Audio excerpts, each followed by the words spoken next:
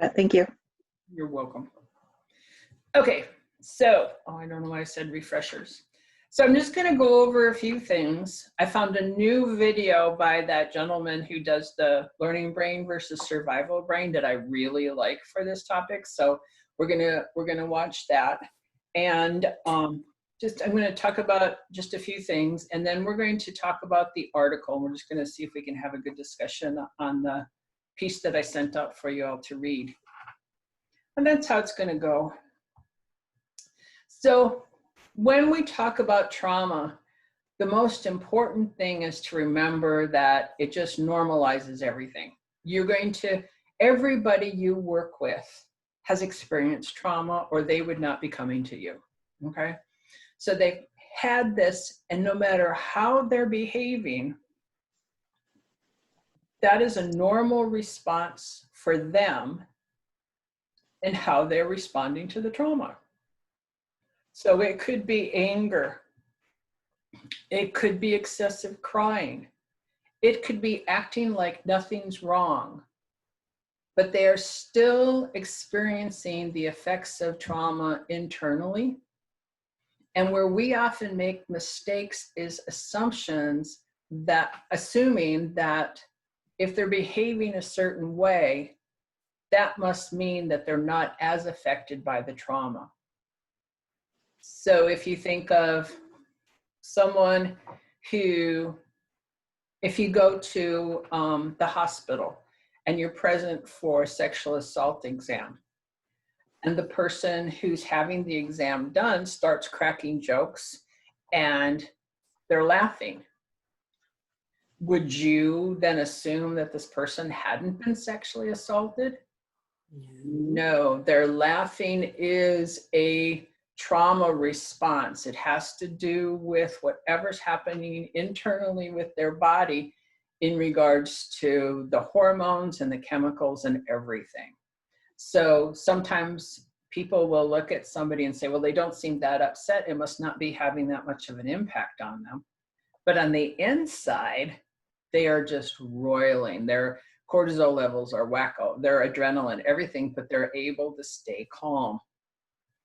It's one thing that I don't even know if I've explained this to you, but there was, if you remember, some of us, because some of us are of an age that maybe they don't remember, but back in the early 90s, I think it was 1992, in Waco, Texas, the Branch Davidian complex was, the alcohol, tobacco, and firearms people were going to make a raid on the Branch Davidian complex. It was this cult that was headed by David Koresh. And the fact that I can remember all these details is just amazing me right now. So what David Koresh agreed to do was to release a number of the children who were living in the compound.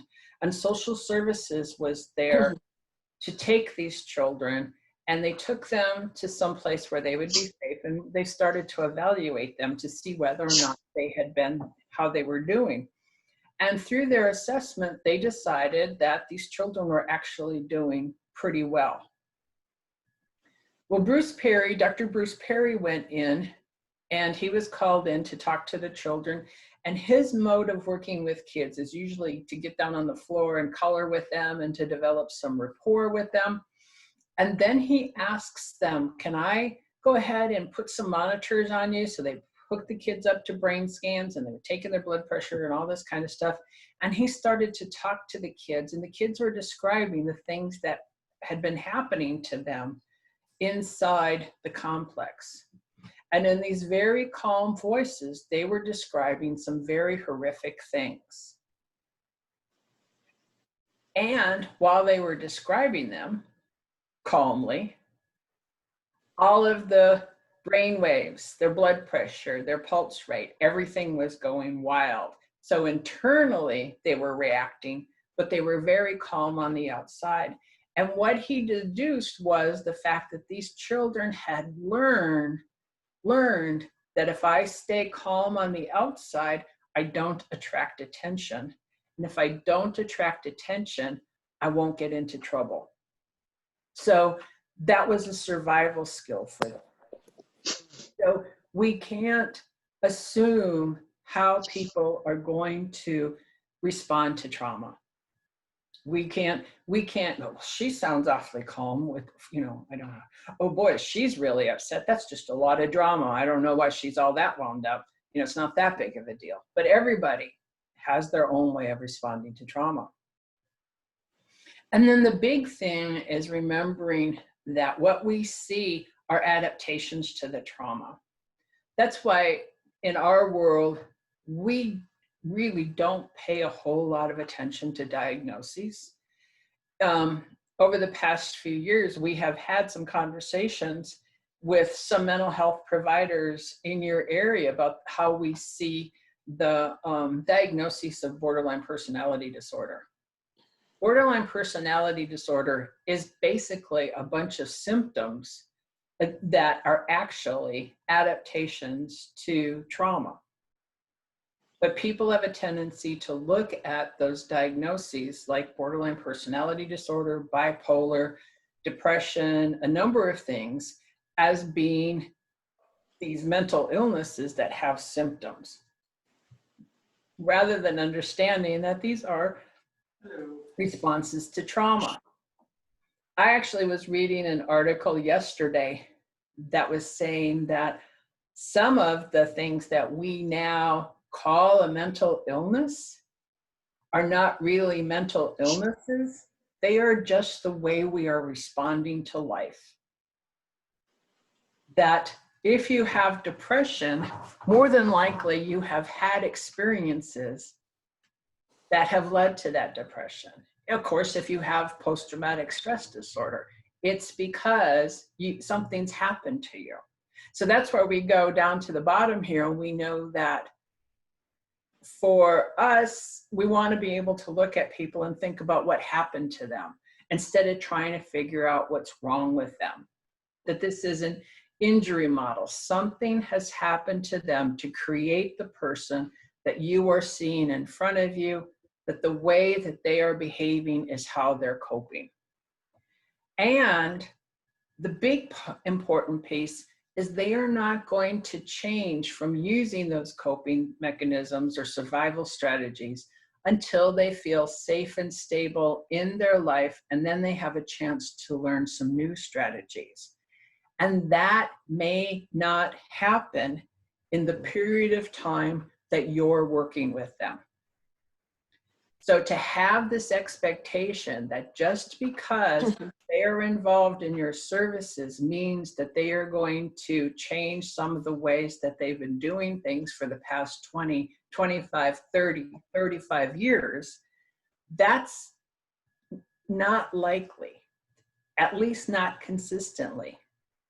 They will try it and they will work on it, but as soon as they come into a place where they are experiencing stress again, it is easier for them to go back into that default mode of their old coping mechanisms than it is for them to use the new strategies that they've learned, okay?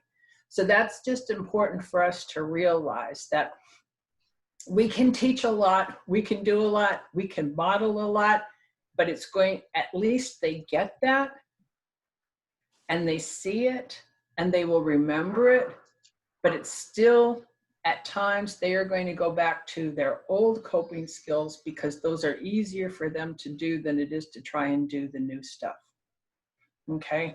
It's like if, let me think of an example on that. I can't think of, it's just something that you do new, but you realize that the old way, even though it wasn't any better, it's still easier to do. You're just going to go back to that old way of doing things. So that's just, you know, when we're talking about trauma and working with people, it's really important to just see them as being someone that something's happened to. So I'm going to go ahead and show a little film. Here he is. You'll recognize this fellow from another video. Hey, welcome back everyone. Today I thought we would talk about the big question. what it really takes to become a trauma-informed organization? And I think my answer is actually quite different from what other people say, because I think other people focus on what actions should be taken, what needs assessments need to be done, or what services need to be put in place. And for me, I think that the most important thing is the moment when a person is about to become trauma reactive, and how well everyone else can handle that situation without becoming trauma reactive themselves. Because what I've learned from doing interviews of offenders or students or anyone who uses these trauma-informed organizations is that the most important thing that makes or breaks a person's day is actually the moment-to-moment interactions with people. And people as random as like the lunch lady in the cafeteria who will give you a full serving of food or not, just based on whether or not they like you and how they feel that day. Or whether or not a safety officer will use excessive discipline just because they're frustrated with you. Those little moment-to-moment things are really what make people feel safe in their environment. And what I don't get is that the hospitality industry completely understands this. Every five-star hotel or five-star restaurant knows that service is the foundation upon which the whole experience rests. And so I really think that trauma-informed organizations need to take a hospitality mindset. And what hospitality means in a trauma-informed organization, I think, is that you're always being sensitive and attentive to the other person's needs and sensitive to their trauma reactiveness and the fact that you yourself can be trauma reactive and that you have to always guard against going to survival brain yourself, and to amp up as much as you can your ability to stay clear, to stay purpose-driven and goal-directed and emotionally attuned to the other people. Okay, so then the first step in learning how to do that is actually to understand what your own survival brain looks like. Now for me, I know that when I get into survival brain, if I'm going into the aggressive mode, then I think people are stupid, that they have bad intentions, that they don't mean well, that they're only doing things to hurt other people. And then whenever I go into the withdrawal phase, I just want to give up on a project, give up on the people, think that they're never going to change. So when I realize that I'm in that alarm state, the first thing I do is just to slow things down as much as possible. Because I know that my body's been activated and I have adrenaline rushing through me and I'm feeling intense feelings. And there's no way that I can just snap out of it. I have to let my emotions and my body cool down on its own. So I have to have a lot of patience for myself. I also try to scan my body and get grounded in it again. And I try to take some deep belly breaths and take control of my breathing again. And the other really important thing to do is that I try not to get mad at myself for getting into that alarm state. Because I know that my alarm has only been activated because something really important to me is going on. Or because I feel like something that I really care about is being threatened. And then once I do that, I try to figure out what page I'm on. And PAGE is an acronym that I just made up that I think captures the essence of how to de-escalate from an alarm state. The first step of PAGE is to really remember what my purpose is. And by purpose, I mean my purpose in life, and the kind of life I want to live, and the values that I uphold. And then I try to remember how this moment can be a moment when I'm trying to live my purpose in life. And then the next thing I do is try to figure out whether I'm being emotionally attuned to the other person. Because as alarms go up, then self-absorption kicks up, and I'm only worried about how this person's trying to attack me and whether I'm getting my needs and opinions across. And so this really helps me to slow down and pay attention to what's going on in the other person. And the next thing I do is to ask, what is the goal or intention of our meeting, this interaction, or even this very moment or this conversational turn? And when you're in an alarm state, you forget what the goal is, and all you care about is self-protection. But if you remember what your goal is, then that can help you to stay focused on what you really want to accomplish and what you want to say and do. And then finally, I ask myself, what am I really feeling? And oftentimes, the only things I can understand are the anger and frustration. So I have to dig a little deeper and ask, what is the hurt or the vulnerability that I'm feeling that I really don't want to express to the other person because I'm feeling threatened? And then I try to reorient my stance to express that hurt and vulnerability and feel confident that that's the only way that I'm ever going to get anything accomplished. And what I really want to say is that being in this clear, calm, purpose-driven state of mind is incredibly difficult, and it takes hundreds and hundreds of hours of practice.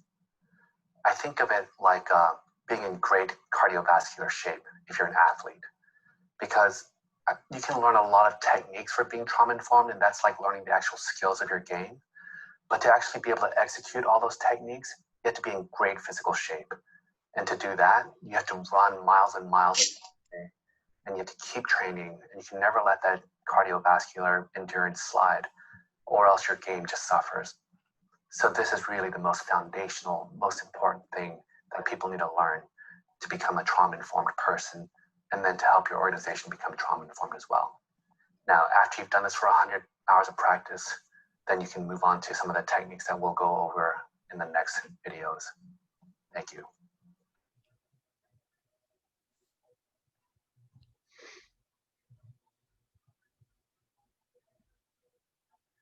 Do you sometimes find the fear of what could happen is making nothing happen? Go away. There we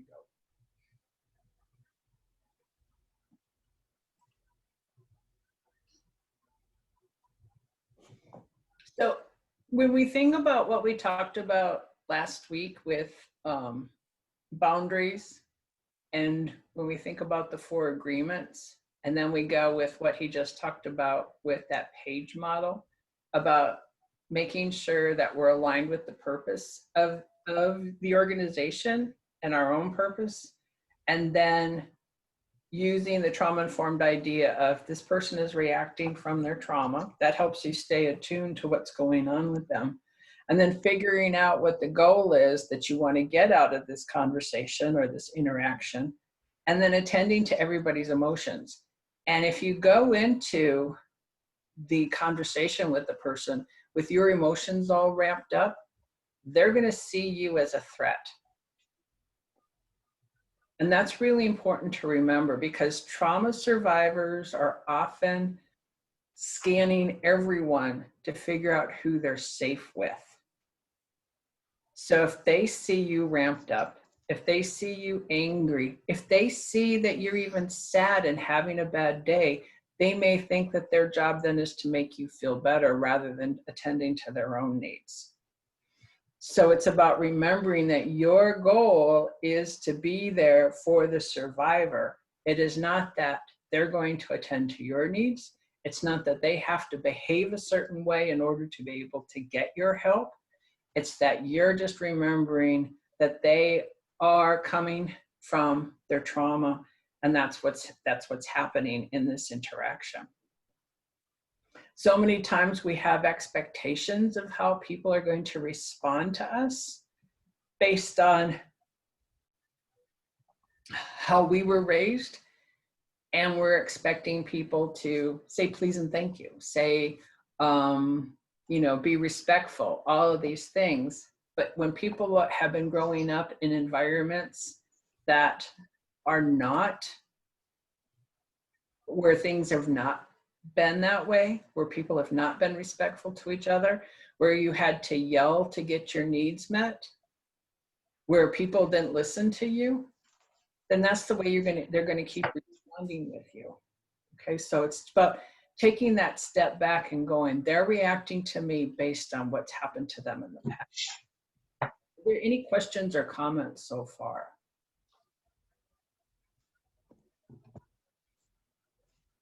What do you think of that video? Because I like that, but if you don't like it, tell me. I like that page thing, purpose, attune, goal, because it really takes and puts the responsibility on us. He's not saying this is what you do in order to change the other person because they're impacted by their trauma. This is what you need to do so that you can be someone who can work with the trauma survivor, okay? Because they're just not there yet. I like that. What he had to say. Go ahead, Ray. Go ahead, Ritha. I was just gonna say I like that part a lot. I also appreciate the customer service approach to the work. I had an experience during the last couple of months where I was on the crisis line and got a person who was pretty frantic and difficult to understand, talk with, and she wasn't in our catchment, and there weren't really any services that I could offer, but except the that's the listening, and she ended up writing an email to me later saying that it turned everything around for her to just be heard, and that all these other agencies had just sort of clicked off on her. And I see us doing that more and more, being so much more customer oriented in terms of, what can we do? How can we meet your need? Yeah. And I think, having been with the agency for a number of years, I see us really growing into that more and more each year. Thank you, Retha. Tiffany, did you have something?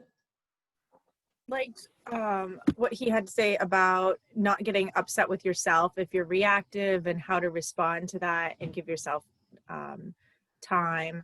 I thought that was great. There's certain clients or certain situations where we just have to be careful that our own experiences don't shape the services that we're offering, or shape the moment even with that client, so that our attention is focused on our clients. But I liked the way he just sort of made space for, if he was feeling reactive, and in his response to that. He even said it takes practice. It takes 100 times, in order for you to get it right, but you have to keep thinking about it. One of the things that came up for me when I was watching this, both times that I watched it, was a conversation that I had with a group of advocates. I'm not sure which meeting it was that I was in. None of you were in that meeting, but there was a lot of moaning and groaning about how programs were feeling taken advantage of by people who were seeking shelter, and then programs were putting them in hotels, which they then trashed or behaved badly and ended up ruining the relationship that the program had with the hotel provider. And it was coming down to, they lied to us, they didn't really need shelter, they were just using us and all these things. And that started to really sound like they were taking it personally. It was like, oh my God, they lied to us. They took it personally, they should never have done that. These are horrible people. But I want us to sort of sit back and regroup. And I know that given everything everybody's been through for the past 6 months, it's easy to fall into that mindset of people were just using us because they were really homeless and they were just trying to find a way. They found out that we had money to use hotels and they just wanted to do that. Just go into that mind, take that mindset and just put it aside, take a deep breath, and realize that every single person that you helped during that period of time still was a trauma survivor. There was still something going on with them, even if it was homelessness, and they were just looking for a way to survive. And they knew that if they called and said, I'm in danger, that they could get a place to stay with their kids, where they could shower, where they could, not be in a crowded shelter with a bunch of people and worry about getting COVID. That if you found out that they were having their abuser at the hotel, think about all the ways that an abuser could coerce his way through those doors, and sometimes how letting your abuser through those doors is a survival skill, because you know that if you don't, he's going to do something to your car, your kids, the hotel, whatever, that's going to get you into even further trouble. And so you're going to allow that to happen. Okay, you're coerced into that happening, okay? Instead of us making all sorts of assumptions that, oh, they got the hotel and then they had their boyfriend move in, so it really wasn't anything, okay? So it goes back definitely to the 4 agreements about not making assumptions as to why people are doing the things that they are, unless you're looking at it from that trauma-informed approach of they are using the survival skills that they have in order to get their needs met. And they all qualify for services just by being a trauma survivor. And if they used you in order to get those rooms, they were using their skills, and don't worry about it, because at least these were people who were safe for a few nights. I think when we start going into that place where we take that personally and we feel like, oh, we were taken advantage of, oh, how dare these people do this to us, all of those things, we end up in a place where our compassion starts to run out. And we get the compassion fatigue. And then when we do have somebody who really needs us to be present for them, we've run out of gas. And it's not anyone else's responsibility to fill up our gas tank, but us. And if that means going through that whole place where you're just reminded of your purpose, reminded of your goal, and you check in with yourself and you say, all right, so they used us. At least their kids had a safe place to stay for a night and everybody got a shower. You know, just let it go. You know, that's part, let it go. Anybody want to argue with me or say anything about that? Jenna, I see you smiling. I'm smiling because Brad's smiling so big during this. She sent me a chat. Sorry. I mean, it's so nice to hear after the last 6 months we have had, because exactly what you're saying, like, I mean, you always tell us how people who have experienced trauma are resilient and they're going to do whatever it is in these exact situations. So it's just really nice to hear you say that, and then also look at Brad's face, who's probably dealt with most of them, in terms of like. Well, I don't know about that, but you know, what's the situation?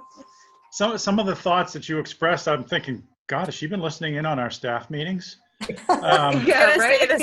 Same thing. She got our office bugged or something.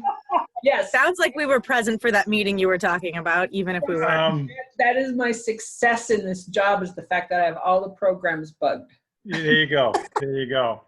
So I don't think we've gone to the point where we've said that everyone was taking advantage of us, but there were agencies in town that were telling people, oh, they've got money, just call Starting Point, they'll put you in a hotel. And I think we did, well, maybe not a great job of screening, but I think we did screen some out that we, you know, said they're just looking to take advantage of but you know, for the most part, I think we helped, you know, and where they got in their own place. Right. So Some of our clients did harm property in the process. Yeah. So that part also rang true. And I don't so much take that personally, other than the sense that, you know, it's a small valley. Yes. And it doesn't take long for them to say, Jesus, don't put any Starting Point people in your facility because it's going to get trashed. And we have people in hotels. We've had several clerks lately that were victims themselves. And so we have some allies in these hotels. But, you know, I got a call from one manager the other day. There was a disturbance and 2 guests left because of it. And saying, you know, I'm sympathetic to your cause. However, we do have a business to run. Can you talk to your client? And they didn't say, get your client out. They said, can you talk to your client? So I was like, okay. And I think the important part is just don't let it cause compassion fatigue on all of your behalf, you know, that recognize that when you're getting to that point where you're feeling like you're being used or that you're feeling short and everything, is just to have that check-in with each other. Like, okay, let's just take a look at this, because you don't want it to affect future people who call and ask for help. You don't want to start being suspicious of everybody's motives. because I think that's when we get to that point where you start doing screening that maybe you shouldn't be doing. You know, you're asking a whole lot of questions that you shouldn't be asking, that, you know, you're trying to find reasons not to take people. I think when I first started, you know, Suzette kept trying to impart on me that we are not an investigative agency, because you know, I could have a tendency to go there given my background. And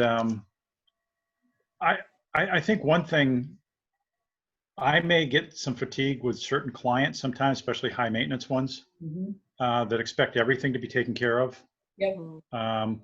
And I'm very much in the empowerment model, but I'm also pretty good at compartmentalizing in the sense that realizing the next person that called is not the last person that called.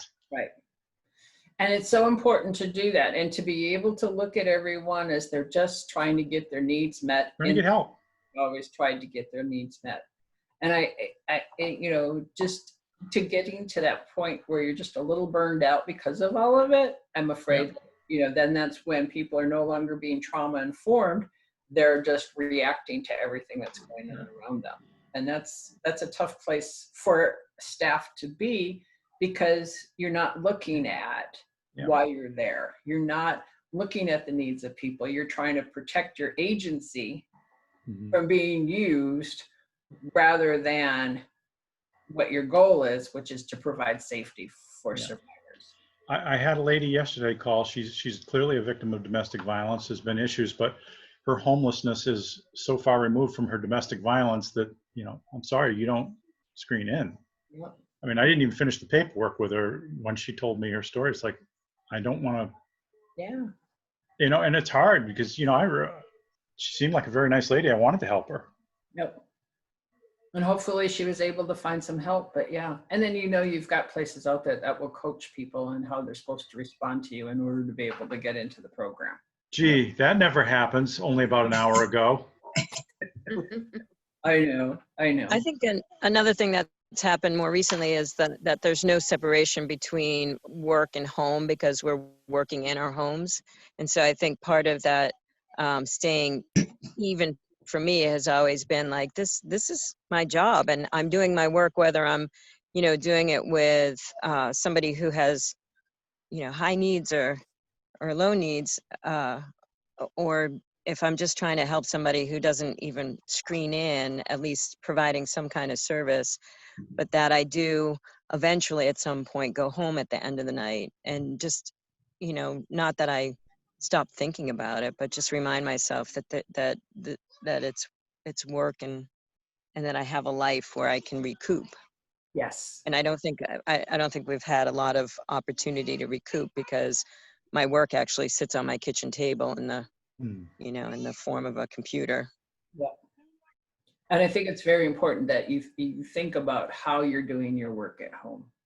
I mean, I know not everybody can do this, but I have probably about a 6 by 6 foot space in my apartment that is only for work.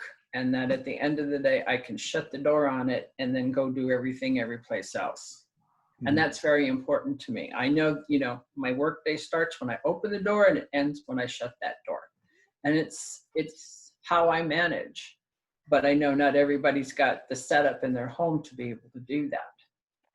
So it's really about self-care so that you continue to do the work in a trauma-informed way, and being aware of what's going on around you and how people are trying to keep their needs met, which goes back to also looking at those boundaries and everything that we talked about last week, because people are going to rope you in different ways to get their needs met that sometimes end up sucking the life out of you or creating messing up the relationships between staff and shelter guests or staff and clients. So it's all, you know, you can't talk about trauma-informed services without talking about also everything we talked about last week with ethical communication and boundaries. It just has to go together because it's the way that you keep yourself safe and maintain everything that you do. So I'm just bringing this back up again because I wanted to, I wanted to look at this. You know, I think my trauma trainings all really just come down to these few slides. The other stuff is just filler. And so just remembering that everything that happens to a person in their childhood, that they've had happen, has set the stage for the things that you see in them as adults. That the childhood victimization is just, you know, my egg story. I'm going to tell my egg story because I think there's a few of you who haven't heard my egg story, and I think everybody needs to hear the egg story. So my story is that you've got people being born as perfect hard-boiled eggs. Just nice shell. They can come in beautiful colors, but the first thing that happens to that egg can happen even while they're in the womb. It can be right after they're born. It could be neglect, or it could be abuse. It could be food insecurity and homelessness, but it's like taking that egg and tapping it on the table and it starts to crack. And then things happen over the years as in their childhood where they're getting messages like, don't tell me no, I can do anything I want to you. You know, don't tell anybody what's happening. This is perfectly normal. If you tell anybody, you're going to be in trouble. And so each time something like that happens, it continues to break that eggshell. And then you have an adolescent or a young adult who no longer has this protective shell. And they're completely vulnerable. And perpetrators really love it when other perpetrators have done the job of breaking away that shell. Mm-hmm. And so perpetrators are looking for vulnerable people. And those are the people who have lost their shells. And so you're working with a lot of vulnerable people who lost that protective boundary years ago, where actually what they learned was, if I say no to somebody, that person's going to hurt me. If I try and stand up for myself, I'm going to get hurt more. And so empowerment, the idea of empowerment to them is scary. The idea of having boundaries is scary because I can't tell somebody no. If I tell somebody no, they're not going to like me. And if they don't like me, they're going to hurt me. Yeah. So sometimes we have a tendency to talk about boundaries, having better boundaries a little too early when we're talking to them, because it's really about being safe and stable and having some decent relationships in their lives that they can test out the boundaries. Because I don't think it's a good idea that, you know, you would never, if you had a victim call you on the phone and said to you, you know, my husband, he comes home and he bosses me around and, you know, he shoves me around and all of this stuff, and you're listening to this. I don't think you would ever tell her, well, you need better boundaries. You need to tell him to stop doing that. Because you know what would happen if she tried to stick up for herself with this person. So you're not going to tell her to have better boundaries. A lot of people don't even know what boundaries are when you talk to them because they've never had them. They've never been allowed to have them. So they're like, what? I need to build a fence? I have no idea what you're talking about. Mm. So they have these coping strategies that can actually, you know, keep them at risk for being harmed, which could be the alcohol and drug use. It could be their anger. It could be a number of things that they're doing to cope. It could be, you know, continuing to get into other relationships because they're afraid of being on their own. They can't manage they can't manage financially unless they have somebody else with them. So some of those coping strategies put them at risk of being harmed. And they haven't learned that they have the right to protect themselves from harm. Linda, another thing I would say is that unfortunately, our abusers are very good profilers. Mm-hmm. And they test early in the relationship, see how far they can go. And, you know, unfortunately, some of these people, it's like putting a guppy in a school full of piranhas. It's, you know, they have almost no chance of you know, because these guys are good profilers. They're good at assessing Yes. other people and They- how much they'll put up with, how much they won't. They know they know when somebody's vulnerable. Yeah. And we have a tendency, we all do, I know I have in the past, we've worked with people at DCYF or other places who tend to blame the victim and say, oh, she got rid of one guy and then she turned around and she got another one. Yeah. You know, she wasn't looking for an abuser. She was looking for someone who kept her from feeling alone. And that's a trauma response, feeling lonely. I don't want to be on my own because then I have to sit with my own feelings. I have to have somebody who thinks I'm pretty. And then I have to have somebody help me pay the rent because I don't know how I'm going to make it without somebody to help me pay the rent. Well, and they make a lot of promises too. Right. You know, So you I'll get, keep you safe. I'll take care of you. You don't need to do anything. You don't need to work. You don't need to do, you know, I'll do this for you. I'll do that for you. and how can we, Reel them right in. and we don't have the capacity, we don't have the resources to fight against that. No. So we're in a place of, these are all trauma responses that a perpetrator knows this person is vulnerable. They've had experiences and they're going to be easy, like you said, to reel them on in. Yeah. Okay. So before we move to the article, any other comments or things about, you know, examples or things that you've done, worked with? What else you got going on?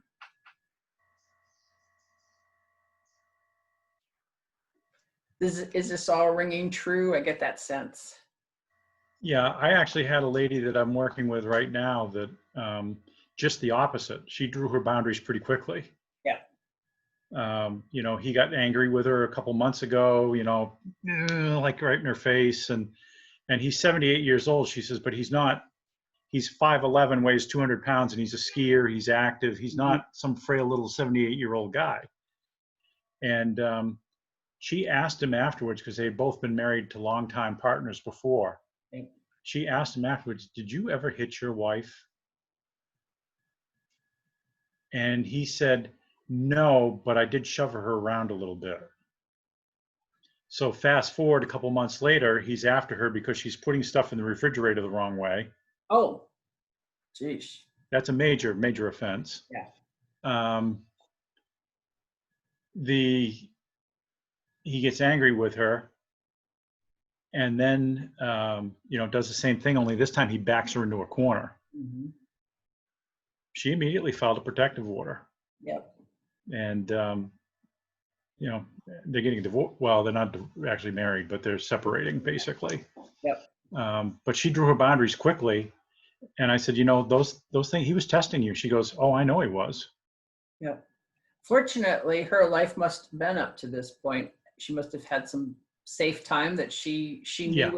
She knew. Yeah. Yeah. She said her prior husband was a wonderful man who, you know, she spent over 30 years with. Oh, you're going to accept it.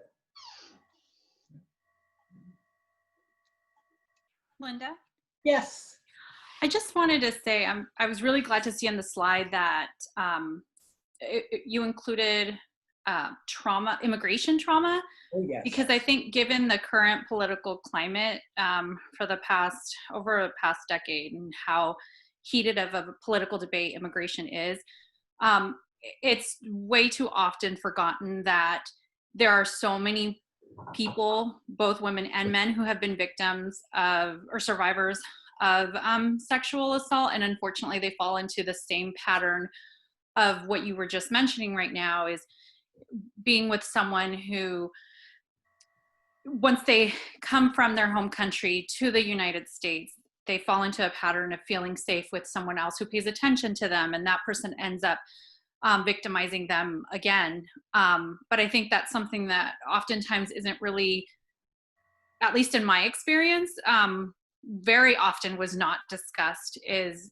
how to be able to recognize people who have undergone past immigration trauma, both at home, crossing the border where they're raped or they're assaulted, and then coming here and falling into those same patterns because it's what they've known. And it's just really hard to get someone out of that pattern. So what suggestions might you have at that point, aside from obviously referrals, but as someone who would be working with people in that situation, taking into account the immigration component? Well, one of the hard things with people who have come here from other countries is that their experiences in the other country, usually with the government or with just the reasons that they left that place to begin with, often feel are worse situations than they feel that this relationship that they're in. Yeah. So they're willing to put up with the relationship rather than risk possibly going back to the country that they came from. So they're trying to keep themselves safe, because bettors will use that. They will say, you know, if you call the police, they're going to deport you, or you don't belong here, all these types of things. So they're worried about all of that. And depending on how the police were in their home country, they may be afraid to contact police here, or they've gotten here and they've been watching the news and they're afraid to contact the police here. So there's all of that going on. And you've got that going on. And then the person is you just work with them the same way. You find out what their needs are and you work with them in that trauma-informed way, because we don't have to necessarily know what trauma we're dealing with. We just know that they've had multiple experiences of trauma, that sometimes it's really hard to weed out what it is that's activating the person's trauma at the time. And they're just trying to find ways to feel safe. And you may just, because they're not going to want to go to the police, or they're not going to do this, but you just recognize that so many people have these prior traumas. And you don't have to be an immigrant, because we know racism is a trauma. We know, living in poverty, all of these types of things. These are all types of traumas that pile up on people. A few years ago, they had an ad, I think it was during one of the Super Bowls, and they showed this mother and daughter who looked like they were on this fun camping road trip type thing, but they were coming into the country. And the ad was meant to say, to portray them as humans. Mm-hmm. But here's the thing, I'm looking at this going, that is scary, because they're trying to tell people that, it's completely safe to go across the border. Thing. Yeah. It's like they just totally ignored all the dangers that those two, this young girl and this mother would face. There is this wonderful book. I mean, it's a hard read, called Enrique's Journey, that talks about, I think he was 14 years old, trying to come from Guatemala, and the number of trips he made from Guatemala to the border in Texas. And what the kids were doing was riding on the top of trains. In order to, and so a lot of kids were getting killed when they were falling off the train, just a number of things. But for them to be able to leave Guatemala and get to the United States, where he was trying to find his mother, who had left a few years earlier. All he knew was she was in the United States. He didn't know how he was going to find her, but he just needed to get to the United States. And it took him multiple trips, because he would get so far, he would get caught, and he'd get shipped back to Guatemala. He'd turn around and he'd try it again. Wow. So I worked for the Border Patrol for a while, and, I saw this, day in and day out, the people that would come by several times, even just in one area. The worst part, though, was the coyotes that took advantage of the people. It's amazing. And they tell these people that, it's only a day's walk across the desert or whatever. So they bring a gallon of water and they wear everything they have on their person, so that, it's only going to take us 24 hours. Well, come to find out, it's more like a 2 or 3 or 4 day walk across the desert. And you find as they go along, they start shedding stuff. They have spots where they stop for the night or whatever, and people just start shedding stuff. And it's really a scary, scary thing, but people will do whatever it takes to get across the border, and even encountered times where people were bringing small children over through that experience. And, you know, I can't ever imagine that, having to go through that. But not only that, you know, when you have hope that it's only, you know, 24 hours and I'm going to be there, and that hope just gets washed away so quickly and so easily. What part of the border were you working in? I worked in Tombstone. That's a tough part. That's all desert through there. Yeah, oh yeah, there's nothing out there. I mean, that's why the ranchers were, you know, in such an uproar, because they would stop by and use even just like the cattle troughs to fill their water jugs and stuff like that, because, you know, you run out of water pretty quickly. While I was out there, there were a couple of deaths from exposure, you know, because they Sure. have no idea what they're encountering. Then there were people who would go out there and leave gallons of water Mhm. in different places for people, and then other people would go out and break those bottles so that they wouldn't be available. Yeah, it's so tough. Yeah, it was definitely, it was tough. And I would often ask, you know, like, why are you coming? And most of them, it was just because financially they could just make so much more money in the United States, and all they wanted to do was send money back to their family. Yeah. Or there were a couple that, you know, had originally come across illegally. They'd gone back to visit family, and they were on their way back to their job or whatever. So, I mean, it's amazing to see that there is such a drastic difference in things. And it has to be, yeah, you said the word drastic. I mean, their circumstances have to be such that walking through the desert is still better than living the way that they were living before. That taking Right.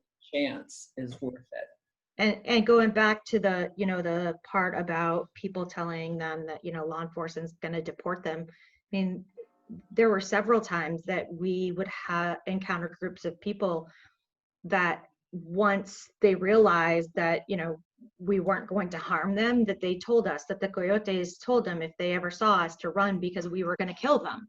You know, it wasn't that, you know, they're just going to take you and take you back to the border. It was we were going to kill them if we caught them. So I can see how, if someone went through all of that fear, all of that turmoil, all of that, almost dying, and they get here and they end up being targeted by somebody who's now abusing them. They're thinking this still isn't as bad as, and at least I'm here. Right. And I can put up with this and manage this, but I don't want to have to go through all of that again. Right. Yeah, it's you know, being willing to have that discussion with people about it too. Linda, this makes me think about the female that I just talked to, because she was from Colombia.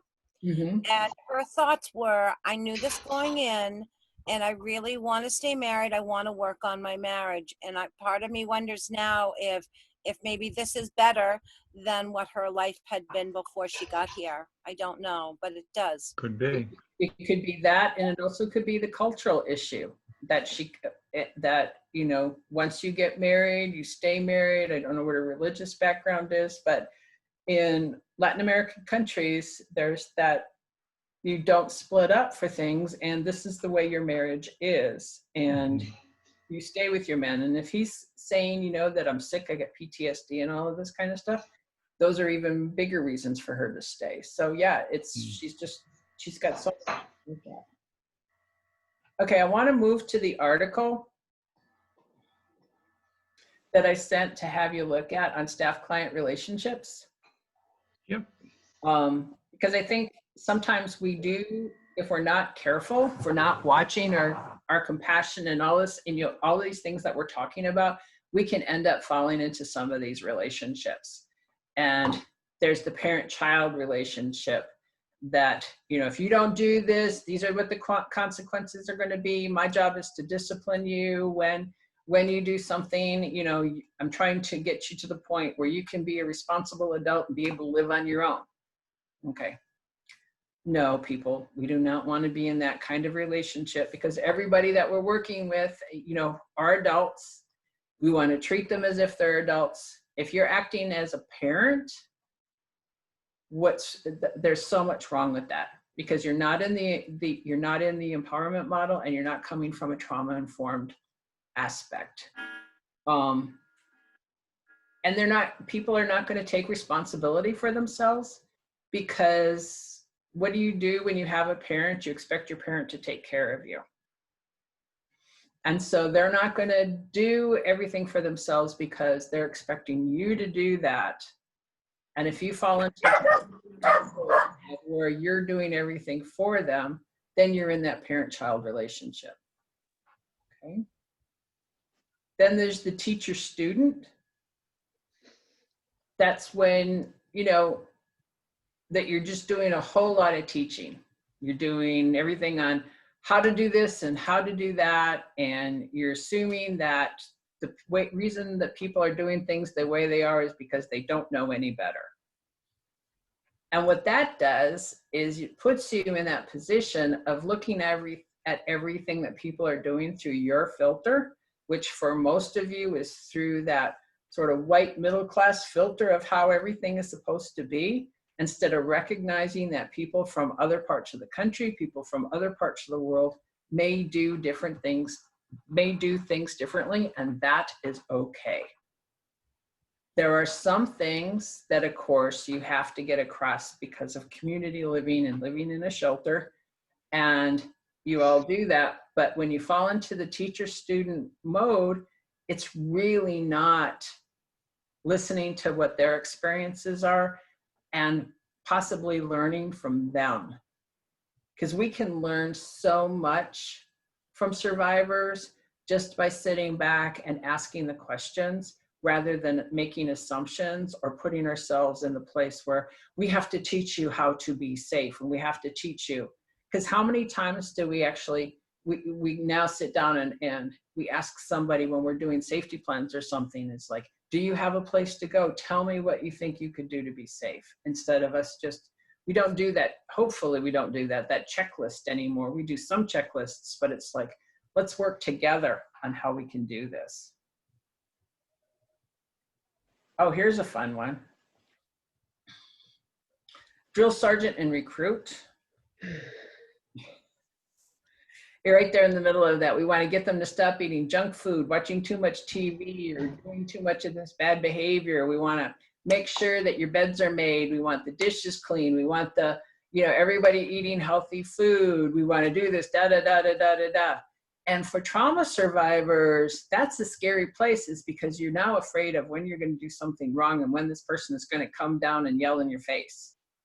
Okay. So that drill sergeant and recruit is definitely not a good place to be. And it says here too, it says, we also risk creating a situation in which the survivors staying with us feel they have to lie to us about their everyday lives.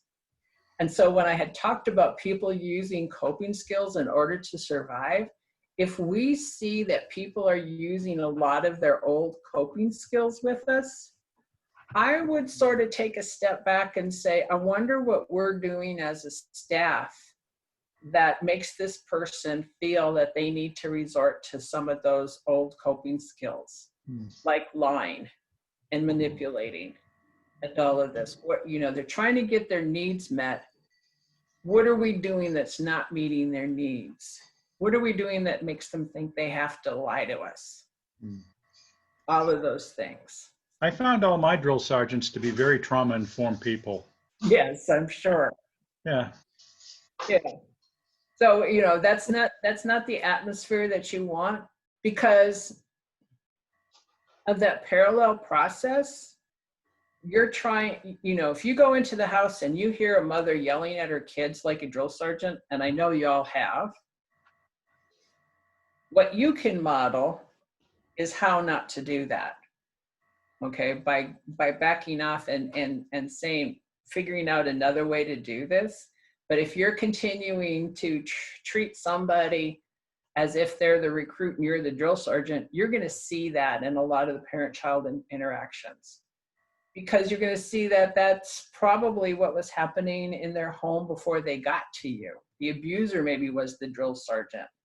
And now that mom's thinking the only thing the kids listen to is when I yell at them because they would do that with their father. Yeah. It's just trying to create a relationship that's different from what they've been into. Oh, employer, employee. I don't see you guys doing this one so much, but if they have work plans they have to complete with evaluations and reviews. I see DCYF sometimes falling into this. Is here's your plan, you have to complete it, we're going to review it, all these other things, and then they try and pull you into it because they want to know how they're doing, all these types of things. But even with the warnings and write-ups, sometimes that can feel like you're still in that mode of parent-child or sergeant and drill, sergeant and recruit. Be really careful how you use your write-ups, because if you're doing write-ups but you don't have where you're not responsible for anything, then they feel really punitive. But you want the write-up to be more of a team approach of how am I going to work with you in changing what's going on. Rescuer and victim. That's where to me, rescuer and victim is when we're doing things to feel better about ourselves rather than doing the things that the victim needs. Okay. That we're just, we're looking at people as victims rather than survivors and not recognizing the things that they can do for themselves, but we feel like we have to just go in and take over and do everything for them. We don't want to do that either. So what we really want to be doing is a team approach. And, we do that with the residents, and we do that with our, the other people on the team. Is let's work together to figure out how we can make this work. And that it's like sitting down when you've got somebody who's, I think we've had some of these conversations. It's like looking at the shelter guests and saying, how can we work together to make this change? What do you need from me? What can you do? And sometimes they'll look at you and they'll say, well, I need you to, wake me up in the morning for a while to make sure that I get up and help me get my kids off. And we'll do that at night. Or you need to check in with me and all these things. They may ask you to go into a parent relationship or something like that, but you're coming up with a way that you're working on this together as a team. And that's what's really important. And so I just want to talk about those a little bit, because sometimes I think we fall into all of those at different times, because what I've learned over the many years that I've been around shelter programs is a lot of times when shelter guests get into a shelter and they're in community living and they're surrounded by advocates, they will recreate the family system that they grew up with. They will find someone who, if they had somebody who was nurturing that they went to with all of their problems, they will find that person. They may find a person they don't get along with. They may find the sibling that they don't get along with. They will recreate those dynamics within shelter. And they will do that with the staff too. Because that is a way, because they grew up with a certain set of skills in that family of origin. And if they can recreate that subconsciously around them while they're in shelter, then they know they've got the skills to deal with it. Does that make sense? So our job is to sort of push back on that a little bit and be authentic, be a team person, be someone who is there to help and guide them along the way, not fall into the role that a person may want to put you in, which is, okay, I've got it, I'm going to find a staff member that I know I can get on my side because I need to have that. And they maybe had somebody like that when they were growing up, because I know there's a staff member that I can't get anything that I want from. So I want to make sure that I've got somebody on my side in order to be able to get what I want. So it's going to be all these dynamics. And if we're not on our toes and taking care of ourselves, we can get pulled into that so easily. So I just want to throw that out. I haven't thought about that dynamic for a while, but I've seen it happen so many times. Because how do you get roped into some of that drama and everything? It's by not taking care of yourself and not being able to have those boundaries that you're actually trying to show and model for the people that you're working with.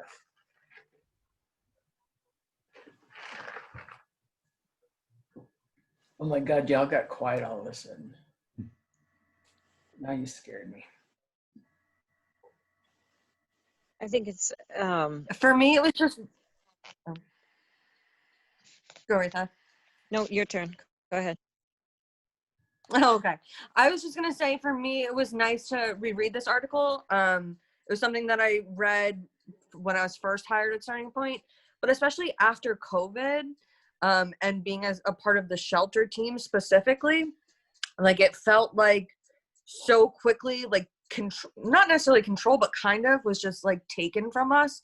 We weren't allowed to go to the shelter. All this stuff was going on. We kind of, again, and this is where, Linda, I swear you're omnipresent and know everything that's happening at all the different agencies at any given time. But like we kind of latched on to the lack of cleanliness in the shelter, and it really turned into that parent-child relationship. And kind of that's what at least the shelter team like really focused on for a minute there. And looking back at it now, I think that part of it largely was kind of COVID coming in and just disrupting everything in every way, to the point where kind of forgot what my goal was. And it was like the one thing that I could be like, okay, well, as long as the shelter is clean, they're safe, or, something along those lines. So it was just a nice reminder to read this article again. Yeah, because when you're feeling out of control, you're going to find that one thing that you can have control over. And you thought that the cleanliness of the shelter was that one thing, and you found out. And that was it. Retha?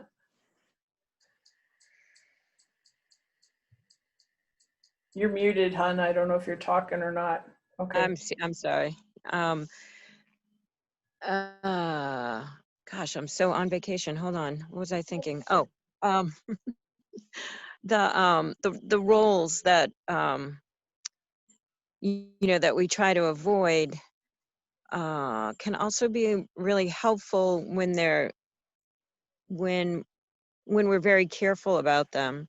And so if a client is asking for that, sort of parenting, what should I do? Or, wake me up, or get to be able to say that, to build a plan around that, and not so much to parent, but to offer a model for it, so that they can see that this is, clearly it's something that they didn't get when they were, in that developmental stage, and we can't fix that, but we can at least demonstrate it. And then the being careful to move out of that space so it doesn't become a role.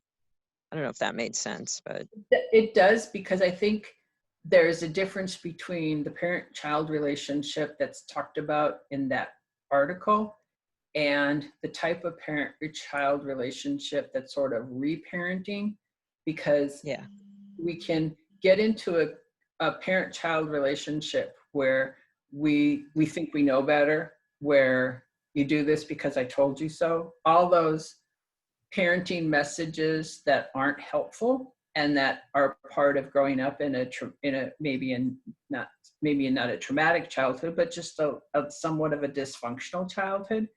But I think sometimes as advocates, without actually coming out and saying it, we can reparent someone, and that our relationship with them is sort of a modeling of how to adult and how to have a good relationship, and how not to fall into a dysfunction. Does that make sense? Yeah. Is that what you're trying to And say? Yes, and to recognize that just our characteristics will come into play where, I'm motherly. Yeah. And so I try to pay attention to that and occasionally lean into it when I see that it's going to be beneficial to the client, recognizing that it's not a role that I'm going to play. It's just a modeling that I'm going to allow and make the person aware of it somehow, that this is a modeling. Yes. And like I see like Penny does a great job at, she's like the sister sort of model, and I think it works because it's comforting. It's a good sister. It's comforting. Right. Because I think what you're saying too is you want to be authentic in your relationships with people. Right. Absolutely. You don't want to be trying to play a role, because trauma survivors can see through that right away. If you're not being authentic with them, if you're just, it's hard. They're going to recognize it. And so, if you're struggling hard, right, to hold back your nurturing side, they're going to see that you're struggling with something, Exactly. They're going to see your nurturance as authentic, but your nurturance doesn't come across as a punitive parent type. It's just being aware of how you're doing the roles in your relationships, that you're not letting them split you, that you're not getting into special relationships with them where they think that you end up then being the only person that they want to go to because they know you're the one who's going to give it to them, where they're going to not want to work with anybody, they're not going to want to work with anybody else. And that's a lot of pressure to put on one advocate. Or they're going to be somebody who just doesn't, well, I don't want to work with her because da da da da. They know when you're not being authentic. They know when they can manipulate you, because that's what they're figuring out. How are they going to survive in this? Because that's what they're doing. They're trying to survive because they don't know that they're safe and stable, because they're not, even when they're not. in shelter. Yeah. Shelters are not safe and stable environments. They're a temporary place. Yeah. They're told that right from the time they come in. Mm-hmm. That's not safe or stable. That's not stable. Well, It's safe. It's not stable. and sometimes it's not safe. So yeah. Because you've had people in shelter even if somebody is physically safe, another person in shelter could have some behaviors that could be remind somebody of someone who they weren't safe with in the past. Yeah. So it's not going to feel safe for them. Even if they're not in danger from that person, they're just not going to feel safe in their body. We had a 4-year-old come into shelter one time, and he had to see where everything was. Mm-hmm. And wanted to go through the whole shelter. And I realized that he's looking for the exits. Yep. He was scoping it out. Yeah. He was scoping it out. If things don't go well, how do I hide, or how do I get out of here? Yep. Yep. That's And he's 4. 4. Yeah. So I feel like I'm winding up. So I just wanted to see if there's any questions or anything people wanted to run by me.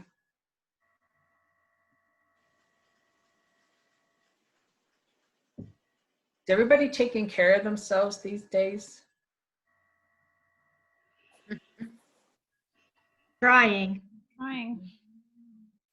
April, while you were out, did you find out how valuable self-care can be? Mm-hmm. Oh yeah. And Jenna, you're going to have to redo your whole way of being. Apparently so.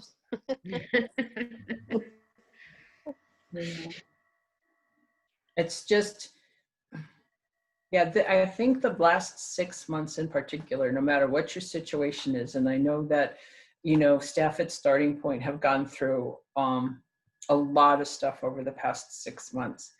And in addition to the COVID and everything that was happening at the shelter, I think it's just reinforces how important it is to do those things that help you find your center so that you can keep doing the work and you can still be there for your families.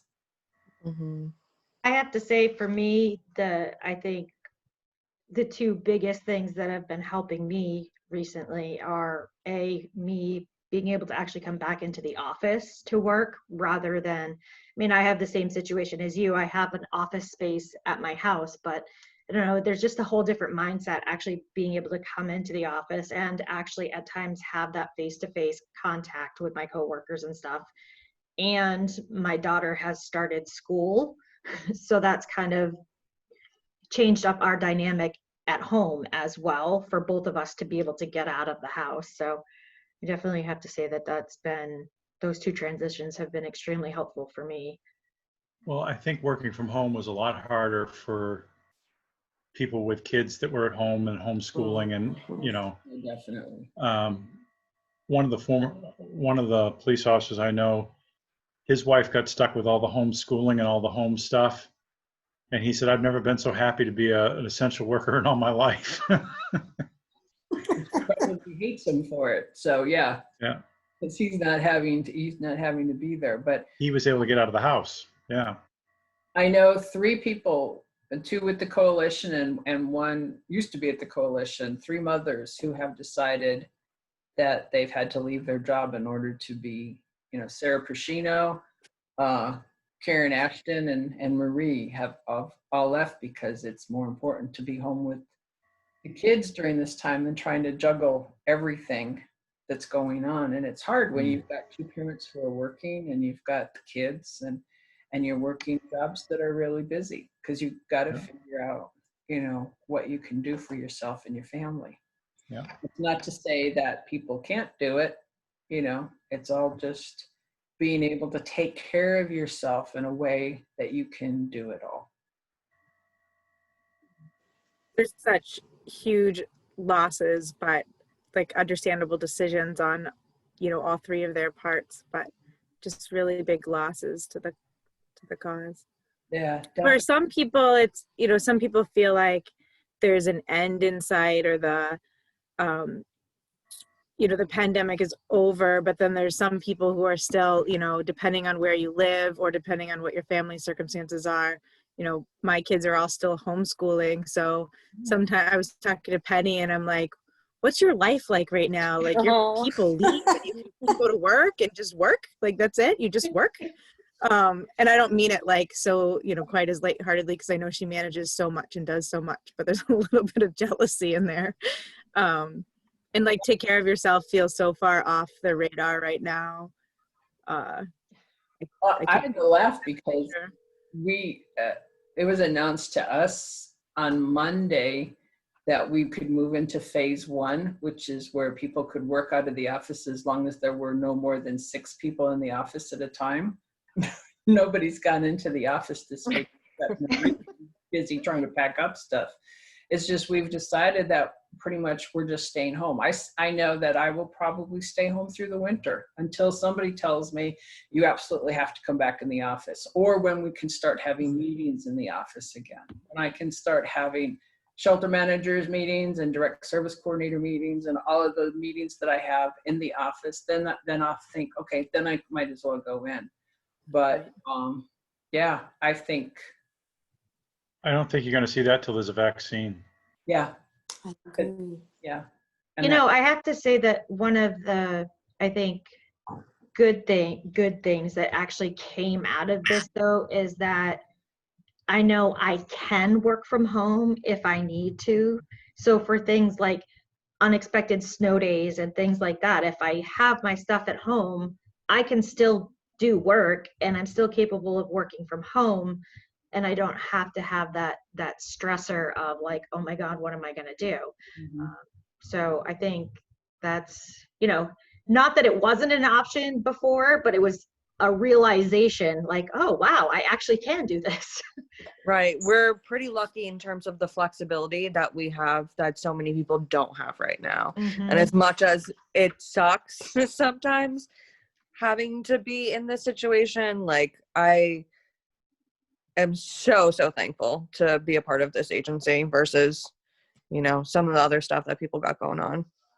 Yeah, we could have either lost our jobs, or we could have ended up working a job where we were exposed to people all the time, like, yeah, you know, grocery clerks.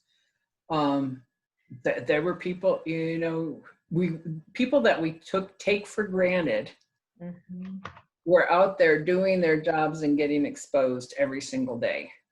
You know, and you know, you never think of, you know, the grocery person, they're just, you know, loading up my groceries and checking me out. But no, if we didn't have them, what would we do? Yeah. And they're not getting paid very much either. All right, it's always fun sitting around and chatting with you guys and visiting. I'm gonna let you go. So I'm gonna. All right. Thanks, Linda. Thank you, Linda. Thank you so much, Linda. Give my talk to a whole other. Thank you.